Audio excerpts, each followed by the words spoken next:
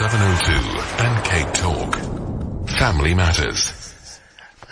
Okay, for the rest of this hour, we're talking about whether or not you might be almost an alcoholic. What does that actually mean?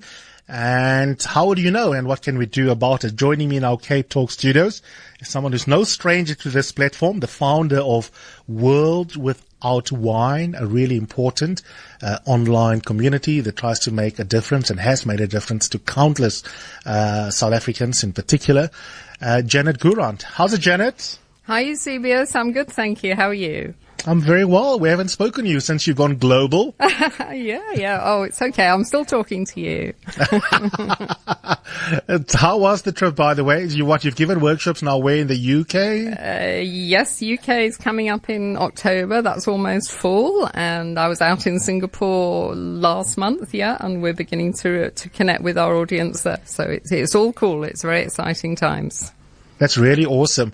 And what were those experiences like? Are there interesting universal similarities in our relationships with substances? Absolutely. I mean, we're going to be talking more about the almost alcoholic syndrome, but I think what's so interesting is that there's millions of people in this almost alcoholic zone. If you like, they're not social drinkers. They can't claim to be just social drinkers anymore.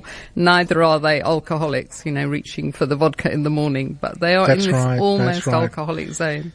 Yeah, well, what amazing work you have done. Sometimes people have woken up only at 11 o'clock on a Monday morning and they heard your story, and it has been life-changing for many of them. I've met some of them, and not everyone likes the term alcoholic. That sometimes gets people to be in denial, rightly or wrongly, or takes a breakthrough moment before someone might think, I am an alcoholic or I'm an abuser of a substance. Now you're introducing a new term, almost alcoholic. Who first identified this syndrome and what is it? Yeah, I must admit I had a bit of a light bulb moment recently, and I'm so thrilled to be able to share that. The book that I discovered, it wasn't a brand new book by any means. It's 2012. And it's by Robert Doyle and Joseph Nowinski, and it's called The Almost Alcoholic. And I think, as a society, we just love to put people in boxes, don't we? I mean, it just makes us feel good when we can put people in boxes. But when it comes to alcohol, we just seem to have the two boxes. We've got our alcoholics, the ones that pour vodka on their cornflakes and need to get down to AA sharpish. Yeah. Or we've got our social drinkers. And those social drinkers, they can have a glass of wine now and again at a social event, but they never really think about alcohol. It's not a big deal for them. But however, over the years, and this was certainly my experience, I think that some of us evolve from that social drinker who might have a glass of champagne at a wedding. We evolve into almost alcoholics. Because alcohol is insidious and it creeps up on you, and it takes years. It's not like it's not like taking heroin, which kind of grabs you after a few months. Alcohol takes a long time. But we do move into this almost alcoholic syndrome. Some of us, certainly not everybody, but there's a certain big chunk of the population that moves into this zone. And is there a profile? What is the behavior of someone who's an almost alcoholic? I think an almost alcoholic is that person that really looks forward to their glass of wine at the end of the day, and they see their wine as something that will help them de-stress and to unwind. And really, drinking every day is a bit of a warning sign. And one's consumption creeps up. I was certainly someone that went from one glass of wine in an evening, and towards the end of my drinking career, as I call it, it was certainly a bottle or a drop more. So, that's the consumption increase. One shouldn't, if you want to safeguard your health, then you shouldn't really be drinking more than a bottle and a half of wine a week. That's not a night, that's a week. So an almost alcoholic can go from occasionally having a glass of wine to unwind at 6 o'clock and then habituate themselves to a point where they can, while cooking, while catching up on the news, while checking their phone, social media, before they know it, by the time it's 8, 9 o'clock, they could have consumed an entire bottle, and it doesn't feel like a problem because they are functional the rest of the day. Absolutely. And I think, drinking alone is also a bit of a warning sign, because social drinkers, as the term would indicate, are people that, have a glass of wine because it relaxes them and they feel they're connecting with each other better. But if you find yourself drinking alone, what you're doing in effect is building a relationship with that bottle of wine.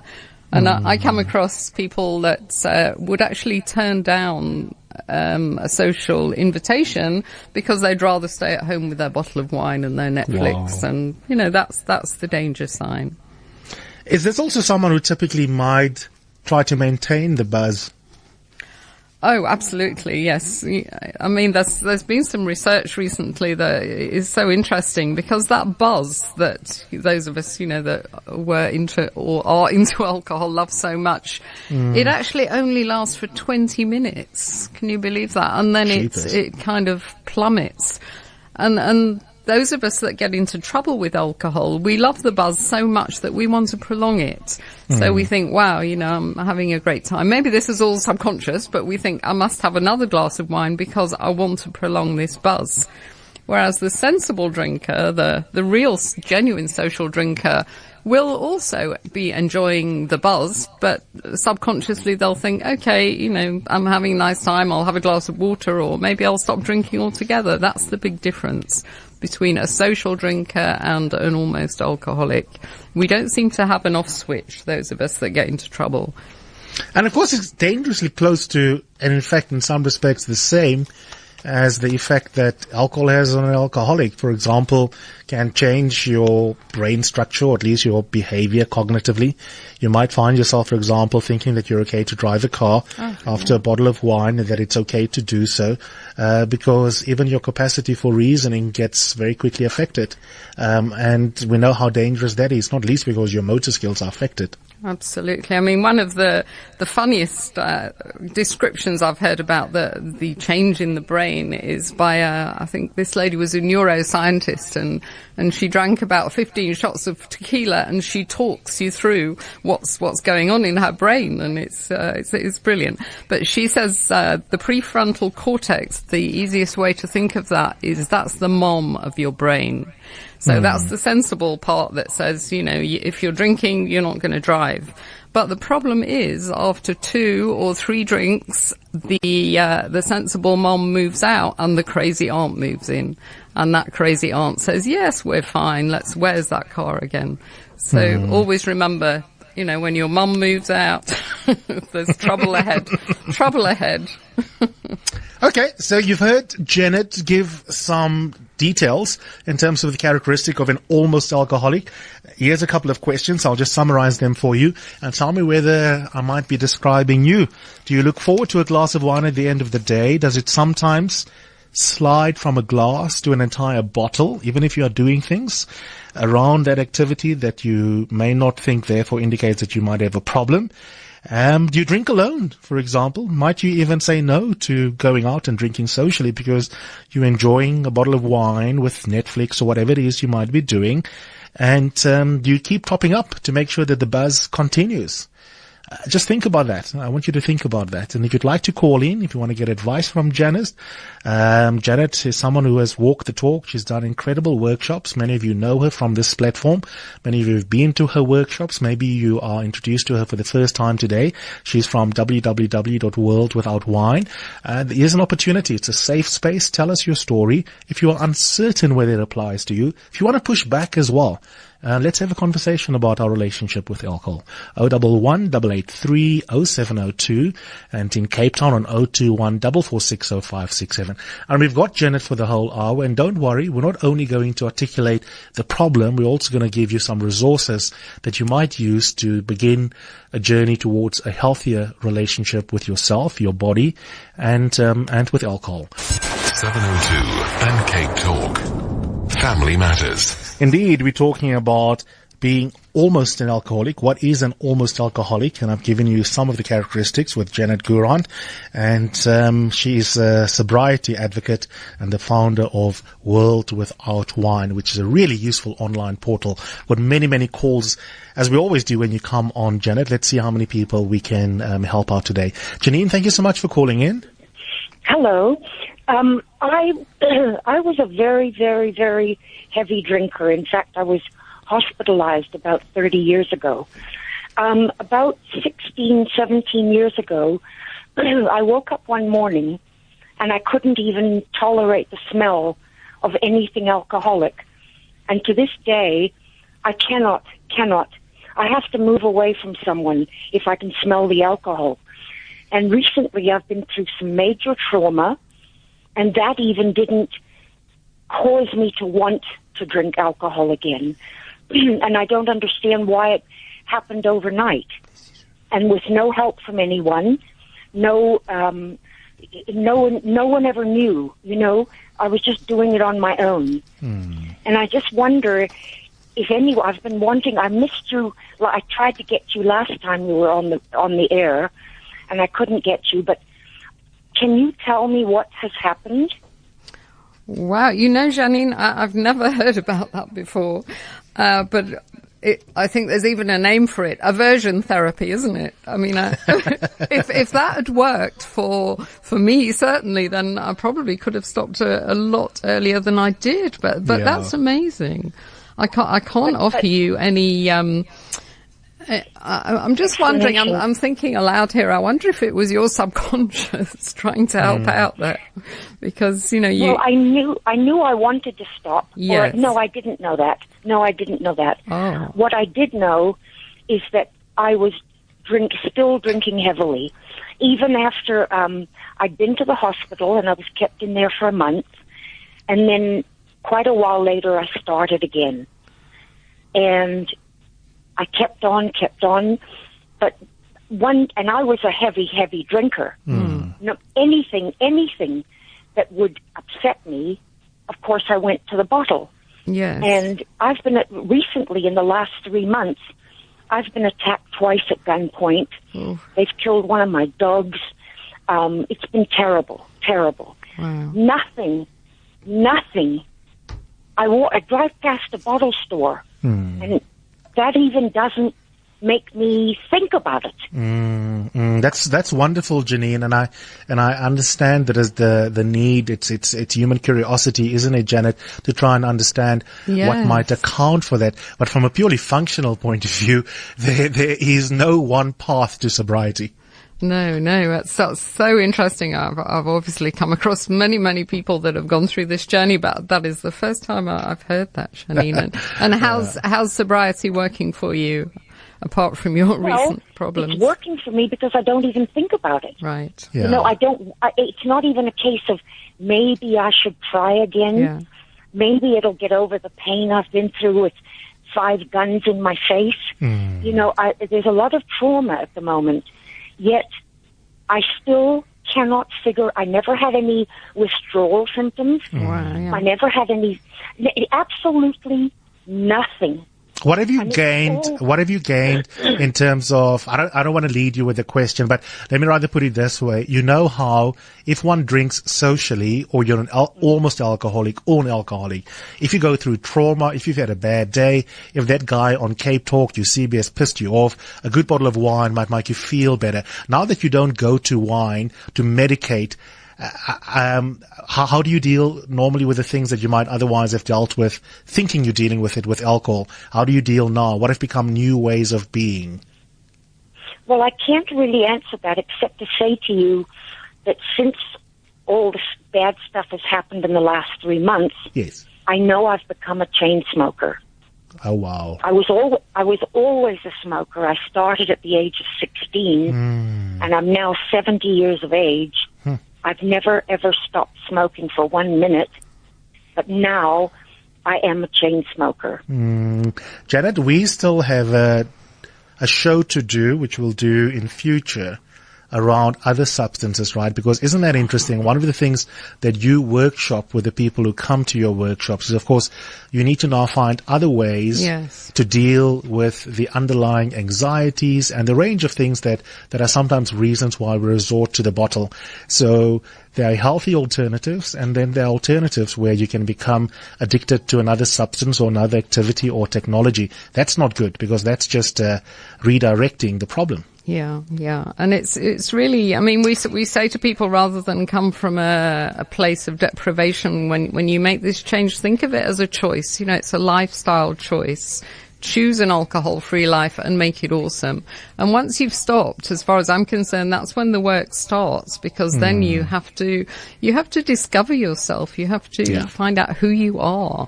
Because if, like me, you started drinking heavily at 18 years old, you don't really know yourself very well. Yeah, so it's all a bit of an adventure. So thank you so much, Janine. That's Janine. fascinating. Much appreciated. Vumile, good morning. Morning. Hi, Vumile. Okay.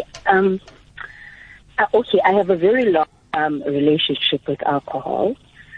But what I've realized is that in recent times, okay, my frequency to drink has increased, but what is happening is that I'm drinking less. Like I easily get tired of it, but it's more frequent. So with that, where on the spectrum do I fall? Am I just almost alcoholic, or just... How frequently do you drink currently, alcohol? Okay, like I have some leftover from the weekend, like maybe two dumpies from the weekend that I will probably have one tonight. And then the other one tomorrow, and probably just dry on Wednesday and Thursday, and then Friday it's back at it again.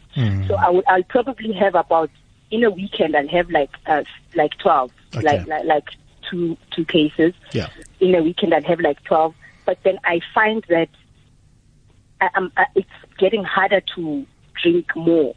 Like I'd rather have 3, and then that's it, I'm fine. But I will have that more frequently. I hear you, Janet.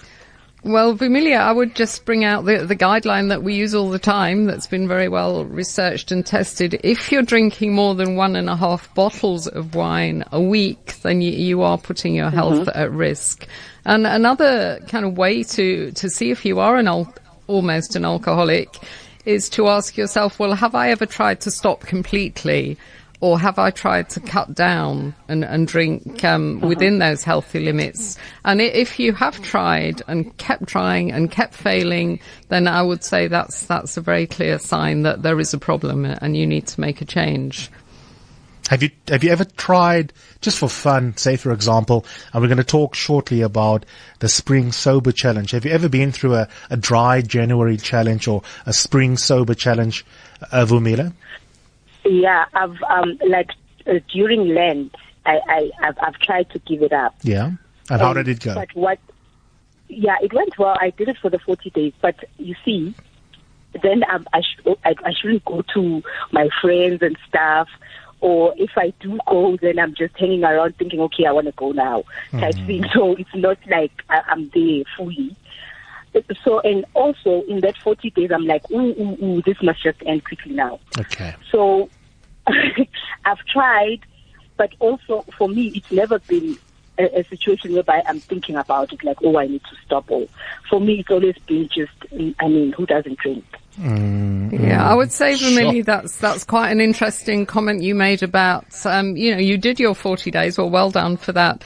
But you found you weren't really enjoying yourself and, maybe you were isolating a little. So that's where the kind of work comes in, and it does take longer than 40 days. One has to almost keep, socializing and keep your normal life going. And admittedly, you might not enjoy it for a good few months. That's certainly what happened to me. But gradually, you will learn those sober skills and you'll find yourself socializing and enjoying yourself, even though you're not drinking alcohol. Excuse me, but it takes time. It takes months. Before we take more calls, let's give people a bit of information here. Now, tell us a bit about your platform and then specifically the Sober Spring Challenge. Sure, okay. Well, as you know, UCBS, and you've helped us enormously with this. We do our Dry January challenge for Earthchild every year. So that's 30 days. And also we have something called Take a Break, where we encourage people to have a month off alcohol. But this time, I think the way it started was that I read some scientific research that said that 66 days is the ideal period to actually develop a new habit, to stop a bad habit and develop a new habit. So, and then I started thinking about spring. For me, I think it's actually technically a bit later, but for me, I always think 1st of September is the first day of spring in South Africa. That's when, I start looking forward to the summer. So we thought, well, let's make a challenge a little bit longer this time. And also let's give people more support. Because if there's one thing that I've learned after 3 years of doing this and 28 workshops and all the people we've come across, is the power of the WhatsApp group. I mean, it's absolutely amazing.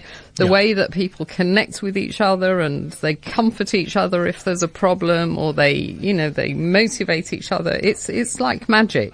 And we've never offered a WhatsApp group for Dry January or Take a Break. So that's one of the kind of big differences. So just to kind of talk you through it. And to go back to that almost alcoholic thing, I sometimes think I'm on your show sometimes and I'm full of bad news and doom and gloom. But in fact, there's really good news around this, because if you can recognize that you're an almost alcoholic, the thing is it's much, much easier to make a change now than it is to travel further down that slippery slope, which you will. Once you've got to almost alcoholic, it's going to get worse. Yes. So recognize that you're there and do something about it. And it won't be so difficult as if you have to do it later on. That's right. So to go back to Sober Spring, you start on 1st of September. We're making it a very specific period. It's not a movable window like Dry January. We want a whole gang of people starting together on the 1st of September. And it'll run till the 5th of November, so that's 66 alcohol-free days to take you right into summer. So if people find that easy, then that's fabulous. No need to worry. But if it's really tough or impossible, then it is time to kind of get some help. And then there's options to then come onto one of your workshops after that as well. This is a good initial test period. And if they wanted to sign up for this, where do they go? Well, they just need to go to the homepage of the website, worldwithoutwine.com. We've put it in a kind of acid green block, so you can't really miss it. It says sign up for Sober. Can you see it? Yes. Yeah, so just click on that button, and I think that connects you with my blog, which is 6 reasons to take up the Sober Spring Challenge. Because quite apart from recognizing if you're an almost alcoholic, it's a fabulous time of year to start getting into shape for the summer and getting better sleep and, clearing your mind a little bit. I think the upsides are amazing, absolutely amazing. And we'll talk about those as well. Okay. We won't get through all the calls today, but let's see if we can squeeze in 1 or 2 more. Eugene, thank you so much for calling in today. Okay. We'll come back to Eugene. Mike, welcome. Hello. Welcome to the show, Hello. Mike. Talk to us. Go ahead. Hello, Mike. Okay. Thanks. Okay, I'm just sorry because some of the attributes that you mentioned, I found that they applied to me because I always look forward to that bottle of cider at the end of the day, every day, from Monday to Sunday. So just wanted to find out, do I fall into that category of almost alcoholic? And also, it's a bit of it difficult to break it or to stop the habit. And how do I go on about breaking the habit? Mike, let me just get the fact right. Do you consume alcohol every single day? Every single day, yes. And how much typically do you consume? About 330 ml bottle of cider. Just one? Just one, yes. Okay. That's an interesting one. We're now getting into some very complicated maths here, Janet. Someone on Twitter is also asking, can Janet translate for us 1.5 bottles of wine per week? What does it mean for beer? You know why the beer question is so... Yeah, it's an important question because the wine conversation comes with a particular lifestyle, particularly, moms drink wine, that kind of thing. There's a lot of sober literature on that. But many South African men drink beer, so we need to transpose the conversation to beer. Okay, well, that's relatively easy for me because it's 6 glasses of beer. Per week? Yes. Absolutely a week, yes. Oh, you serious? You didn't think I meant every night. You can't do that every night. I think I think the reason why this is going to cause a little bit of not just moral panic but an existential crisis is that a large number, I'm guessing, of people who regard themselves as social drinkers would probably be drinking more than that. Wow, yeah. No, I mean, 6 beers, that's the, I will put on Twitter and Facebook the absolute measures so that people can see it on the website later. But 6 beers a week is definitely, the healthy guideline. You know, if you drink more than that, you're putting your health at risk. But yeah, I think we need to underscore before we take a second last break, one of the most important insights you made last year, January, when you did that incredible show that was the one that got so many people reaching out to you for help, which of course is that the reason why some of the stats that you're giving may seem to people to be almost ridiculous or too low in terms of what it means to be an almost alcoholic is precisely because we've been socialized to accept drinking as just the norm.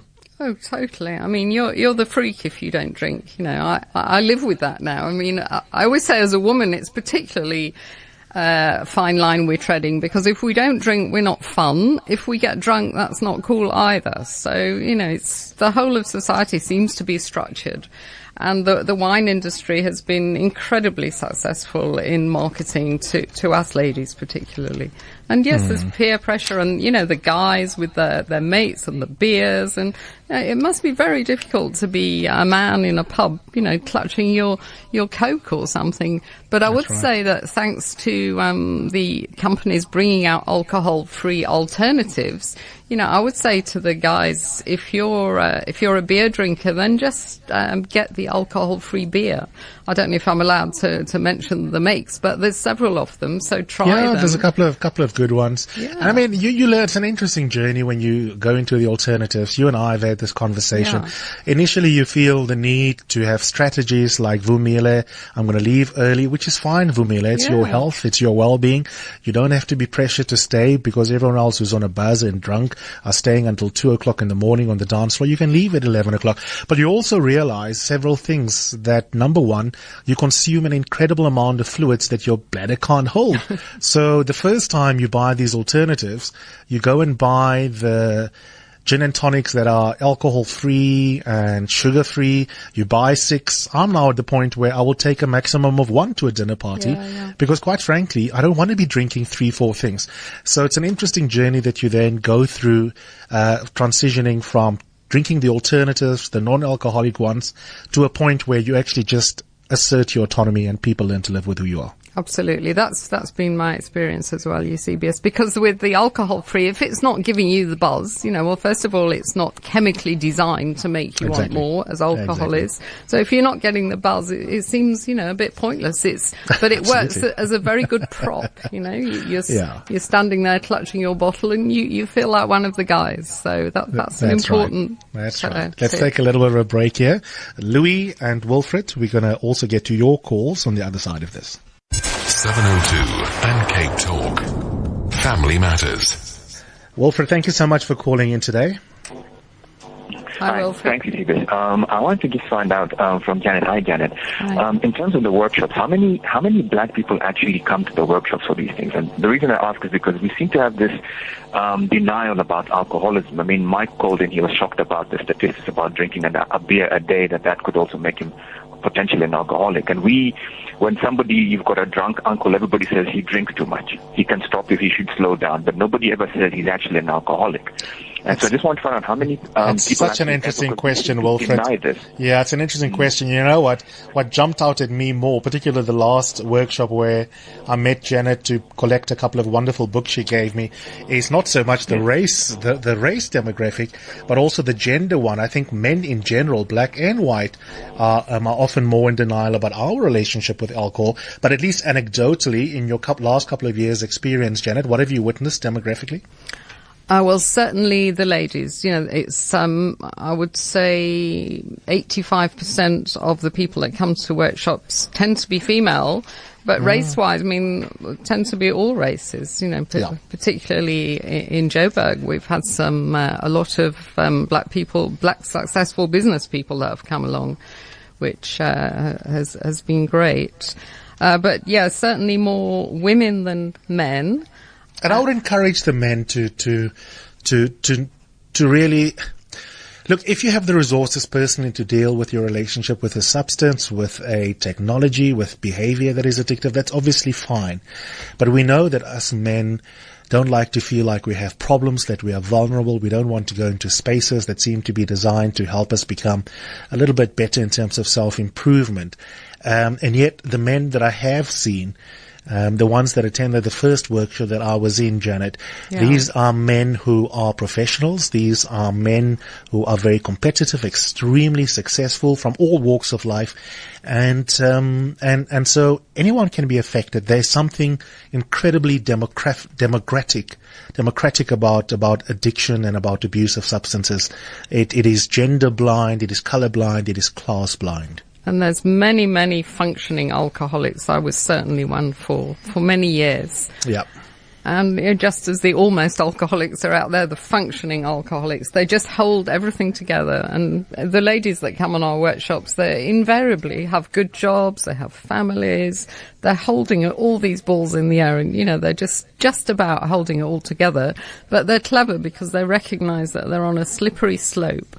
And if they don't pull back, then they are going to get into trouble. Absolutely. Absolutely.